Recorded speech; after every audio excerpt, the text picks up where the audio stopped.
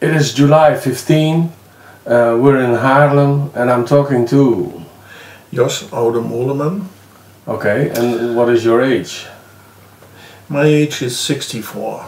Ah, okay. Yeah. Same age as me, by the way. Not the youngest, but We're from a good year. yeah, I know. Yeah, the reason why I'm sitting here. I got a nice diagnosis 2 years ago. What most people don't like. The diagnosis was cancer. Yeah. And in my case, what most men don't like is prostate cancer. So, what happened?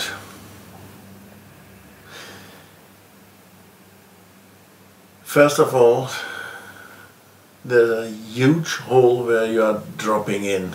Yeah, you don't know what to do and how to do, and so on and so on and so on.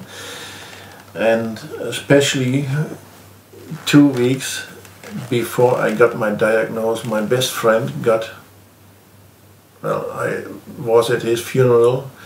He had brain cancer. Yeah. And then at my diagnosis, I remembered that he did mention a black oil. And he also did mention that the black oil, well, not completely legal, kind of illegal too. So I started doing my research in the internet. And then I found out what he really did mean was cannabis oil. So I called his wife. Did he use cannabis oil? And she told me no, he did not, because he didn't trust it. He did trust his doctors. Okay. We know what the outcome was. And we know what the answer is. Yeah. Now he is 6 feet deep, 6 feet horizontal. Yeah. To be honest, not the best way not the best place where I would like to be. Yeah. So I was doing more and more searching on the internet. What is cannabis oil? What does it do? What can it do? And I did see a very good reason to use it myself too. Because the survivors from the school medicine, they are almost zero. And seeing all the statements, seeing all the proof from the studies and so on, what are already published but are kept secret if you don't know where to find them. All those studies, they were stating me the chance to survive cancer with cannabis oil is real high. So my decision Well, was at least higher than... my decision was clear. Yeah. So, and then I started searching. How do I get it? I have to agree. I was really desperate. Where do I get it? Where do I get it? Yeah, because I also did see and also did find there are a lot of scammers, especially in the internet, offering oil. Oh yeah? Yeah, and those people were, well, I don't tell it offering, those people who are advertising, yeah, we are selling this and we are selling that, those are the worst scammers you can get. Yeah. So I learned, don't trust those people. Yeah, but where to get it? Yeah. That was my main question. It did take me some time. Please don't ask me how long it took me, but it did take me some time, and then I found a foundation in the Netherlands. Yeah, and we can call this name from the foundation. The foundation is called Mediweed.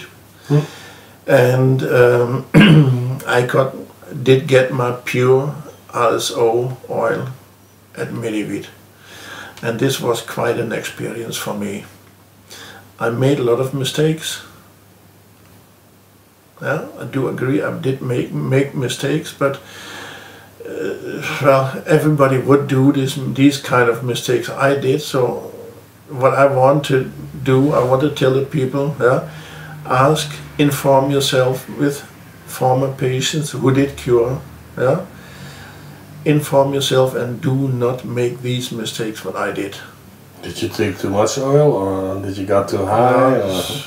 Getting high was not what didn't matter to me, because I always told myself, what do you want? Do you want to fly or do you want to die? Oh. And the last one I did not want, so I preferred to fly. So you made some flights? Yeah, I was flying.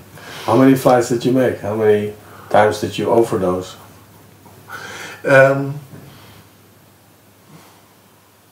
Also getting to the normal dose of 1 gram a day, I was flying. Yeah. But, and then I made my first mistake. Yeah, the first mistake was, I did not realize that it is quite normal for a disease that before curing, it looks like the disease is getting worse. Yeah, there is, okay, the professionals, the doctors do know, and they do know a name for it. It is an expression, they know it. Yeah, they know the mechanism. And this is quite normal.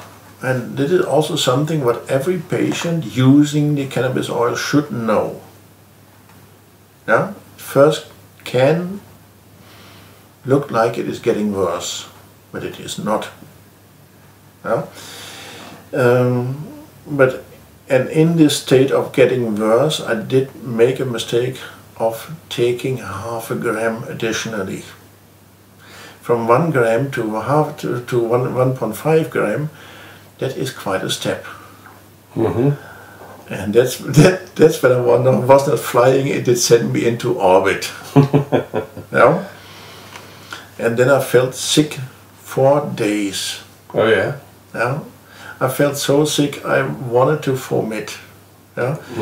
I did hear from other patients who are starting too fast, yeah, that they're also having the same problems. Yeah? Now I know it's quite normal if you overdose. Yeah? And that is also one thing I want to guide patients and tell them, yeah, please start in a correct way. Start very low and then increase the dose. Gradually. Step by step, but don't make the steps too high. If you take one step too high, you are overdosing already, and your body is not used to this dose. And then, okay, what you would like to do then is you want to give up. Yeah. So this is one mistake I made. The next mistake I made because the disease looks like it is getting worse. The mistake I made then was I did agree to a surgery. Yeah, weeks before the surgery, the PSA was almost 10. Yeah, what is a clear indication you got prostate cancer? Yeah, all doctors say a PSA between 4 and 10. There has to be done something. Yeah. Okay, what school medicine means with something we know. Yeah, now. And what I did not know is 1 day before the surgery they also made the last PSA check. And this was 1 day before the surgery. And the trouble is the evaluation of the check takes 1 up to 2 days. So a day after the surgery, I realized that my PSA was 4.1. A PSA of 4.1 is still too high, still cancer, but a couple of weeks before it was 10. And now it's 4.1. If I knew this before the surgery, so if this PSA was done not 1 day but 2-3 days before the surgery, I would have known this, and I would have rejected the surgery. I would not have done this.